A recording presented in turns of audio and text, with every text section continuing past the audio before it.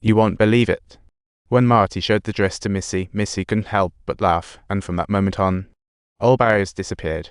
Dressed in her new outfit, Missy was as happy as a kid on candy day at the town party, and on the way back, she snuggled against Marty's shoulder, dozing off.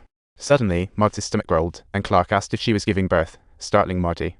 Subtitles. It turns out that she had already known she was pregnant, originally thinking Clark would be unhappy, but unexpectedly, he just smiled. At this time, Marty was unaware she had a crush on Clark. Subsequently, Marty constantly showered Mickey with affection. Missy finally became fond of reading. Winter arrived swiftly, and Clark set out to pray for rain, Marty secretly trailing him. She heard an off-key tune in the distance and followed the sound, realizing it was Clark singing up a storm. Marty couldn't help but chuckle. But right after laughing, she felt something was off and turned to look at the man in front of her. A special feeling rushed over her as she thought the runaway horse reappeared. Marty rushed over. Snow began falling, getting heavier. A blizzard hit in a flash. Clark got home to find Marty missing, and panic arose. He quickly grabbed the gun on the table and handed it to Missy, telling her if he wasn't back in 10 minutes, she should shoot it into the sky. Facing the raging blizzard, visibility dropped to 0, and Clark shouted for Marty, his heart racing with worry. Fortunately, he finally found Marty. Just then, Missy fired the gun, and Clark carefully made his way homeward. Suddenly, the pistol's bullets ran out, silence fell, and Clark lost direction. Luckily, Missy switched on.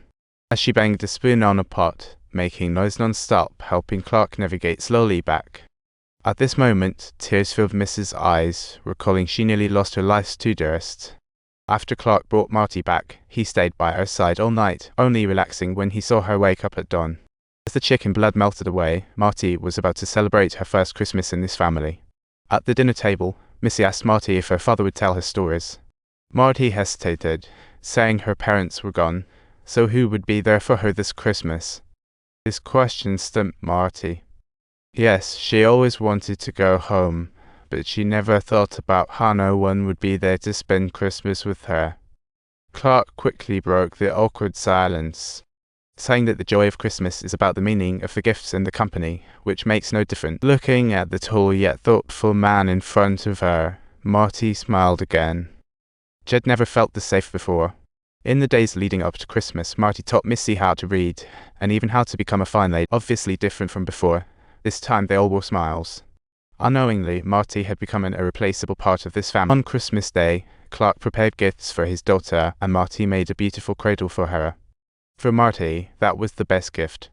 Watching Clark tell stories to his daughter, she gazed at him for ages. In that moment, the man in front of her seemed to glow. Time flew, and Marty's belly started to show.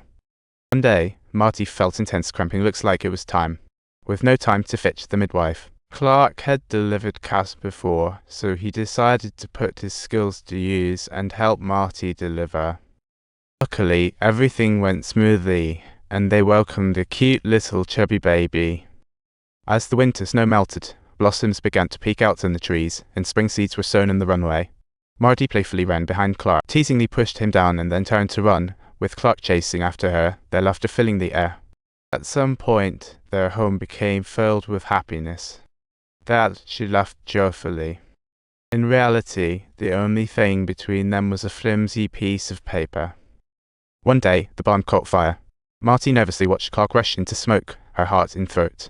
It wasn't until she saw him safely emerge that she relaxed. The fire nearly destroyed everything they had, including Marty's beloved wagon. But Clark still promised to keep his word and teasingly asked Marty, "If you'd like, I could spill the beans on what you're thinking."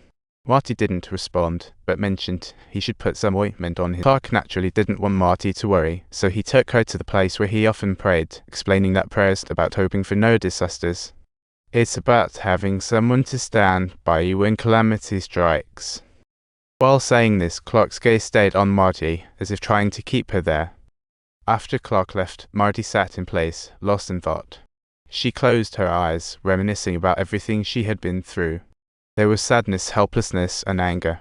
Yet somehow, her face started to break into more smiles. In this unfamiliar family, she felt a warmth and joy she had never known. She had fallen in love with this place. Whether it was the life here or the people. Opening her eyes, a smile began to form on Marty's lips. Deep down, she already had the answer.